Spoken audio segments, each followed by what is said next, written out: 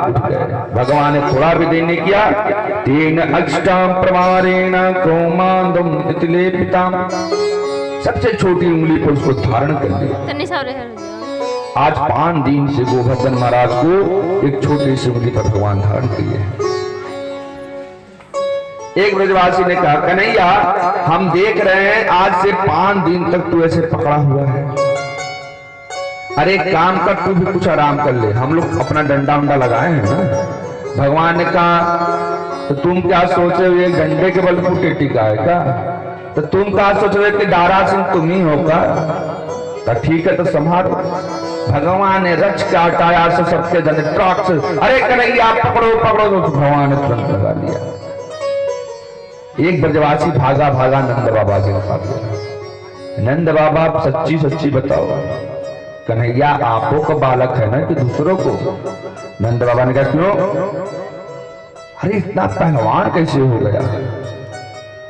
एक भागा भागा आगे कन्हैया से कहने लगा, कन्हैया शोर हो गया क्या कि तू बालक नहीं तू भगवान है? भगवान ने कहा, अब तो भरी बता।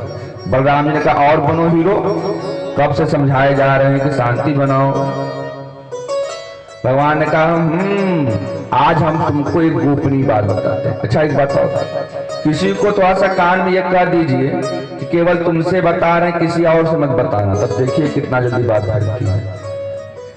भगवान ने कहा, बस ब्रजवासी तुमसे बता रहे हैं सुदामा, ध्यान से सुनो, तुम किसी से मत बताना। हाँ बताओ। तुमको पता है मैंने पंडितों से एक मंत्र सीखा है। कौन सा मंत्र? कि मेरे आंखों में जो भी आंखें मिलाएगा मैं उसकी शक्ति अपने में खींच लूंगा। अरे राम रे राम, चोर तो तू बचपन से ही था, पहले माखन चुराता था, अब शक्तियां लगा चुराने। तभी हम सोचे कि हमारी शक्ति चली कहाँ जा रही है। भगवान का हाँ दारी के ये बात फैल गई, सबके सब हाँ हो सकता है। 7 दिन तक भगवान ऐसे करके रहे, सुबह शाम हो गए।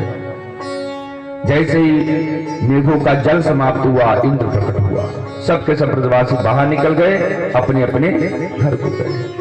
भगवान एक पैर के ऊपर दूसरा पैर चढ़ा करके उसी गोवर्धन पर्वत के पास बैठ गए। तभी इंद्र आया और 7 दिनों की गलती को 7 श्लोकों में क्षमा मांगा। अहो इंद्रो देवानां त्वं गात्वं इंद्रः कृतः गोविंद इति लोकानां श्रुमित्वं इति कारणः। प्रभु वक्षास्तूतकदानाभ्रम चिंता वाजन शोभिता। प्रभु आपको एक बात बताएं। भगवान ने कहा, तुमसे बोलो मत। कहा, प्रभु छोटी सी बात है, सुन लीजिए, फिर जो चाहे दंड दीजिए। बताओ। प्रभु एक बार की बात सुनिए। एक छोटा सा बालक थोड़ा गुस्से में आ गया। पता है क्यों? क्योंकि उसकी मैया ने उसको छोड़ करके उसको एक दरवाजे से बंद कर दिया था। बालक क्रोध में आ गया तो डंडा मार करके दरवाजा को तोड़ दिया, तो अपने आप को पहलवान समझने लगा। वही डंडा लेकर सोचा कि मैया बार बार गैया को बांधती, हम भी बांध दें। जैसे ही मैया ने देखा तो उस बालक को लगी मारने। भगवान कह रहे, ये मैया ने तो बहुत गलत काम किया। अरे बालक उसका है, कोई अपने बालक को मारता है क्या? बोला।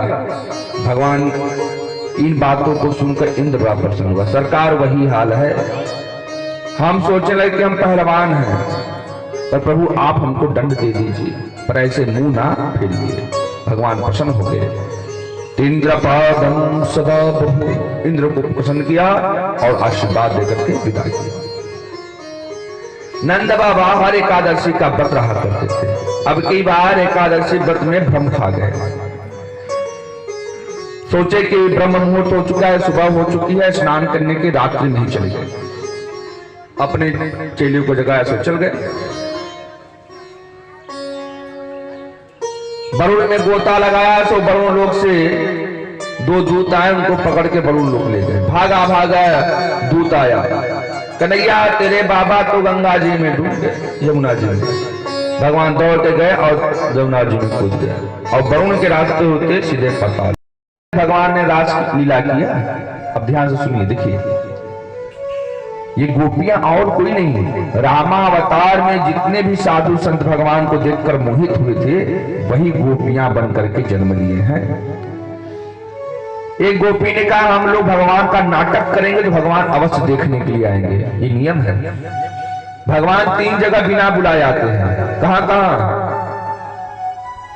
पहला, जहां भगवान का नाटक होता हो, रामलीला इत्यादि, भगवान देखने के लिए आते हैं, देखिए ये मेरा पाठ कैसे कर रहा है। दूसरा, अपनी कथा को सुनने के लिए, देखें ये सही सही बता रहा है कि कुछ इसमें और तीसरा, जहां यज्ञ होता हो, भगवान बिना बुलाए आ जाते हैं और आकर के देखते हैं, देखिए कौन कौन है। तो गोपियों ने सोचा वेद कहता है किसी का नाटक करने पर भागे भागे आएंगे। तब एक गोपी सो गई, उसके ऊपर दूसरी गोपी चढ़ गई, चिल्लाने लगे, ओ मैंने तो पूतना को मार दियो, पूतना को मार दियो, पूतना को। और भगवान नहीं आया। 4 गोपियों ने एक चुनरी को ऊपर उठा दिया, एक गोपी उसके अंदर जाकर के कानी उंगली लगा ली, अरे मैंने तो गोवर्धन उठा लियो, गोवर्धन उठा लियो, गोवर्धन उठा लियो। एक ने कहा अब इस जन्म का नहीं, दूसरे जन्म का करो।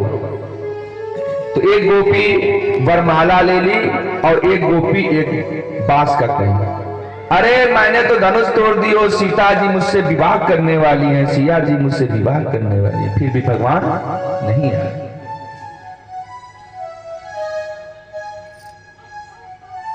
एक गोपी ने तुरंत कहा मानोद्धार सदक्षीणम वसुधा एति कारणम सुरप्रादौ चितक्रेद वसुधम तेव नरपतुः।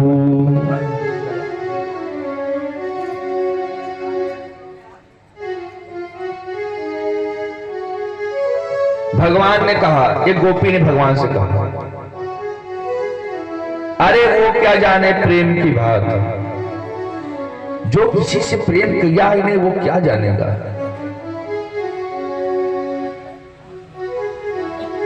प्रेम की भाषा वही जानता है जो प्रेम किया होता है। वाकई सच बात है भाई, हर एक चीज का कुछ न कुछ भाई हो तब तो जाने।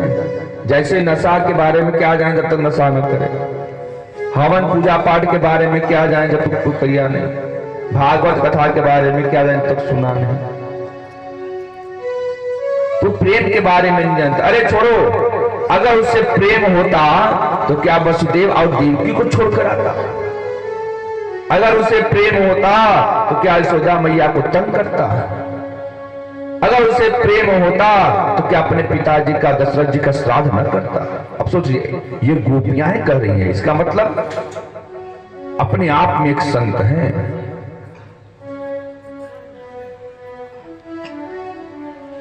भगवान ने प्रकट हो गए। तब एक गोपी ने कहा आप तो प्रेम करते ही नहीं। भगवान का प्रत्युत्तर तो दो, प्रेम कितने प्रकार के होते हैं उसको जानो। भगवान ने कहा हम आपको प्रेम करें, आप हमको प्रेम करें, ऐसा कौन है पता है? हम आपको प्रेम करें, आप हमें प्रेम करें, ऐसे कौन है? रिश्तेदार। रिश्तेदार हमारे, अगर आप जिस रिश्तेदार के घर नहीं जाओगे क्या वो आएगा आपके क्या? क्या आ जाएगा? नहीं आने वाला। आप कि प्रेम के बदले प्रेम करने वाला रिश्तेदार होते हैं, बंधु बांधव होते हैं।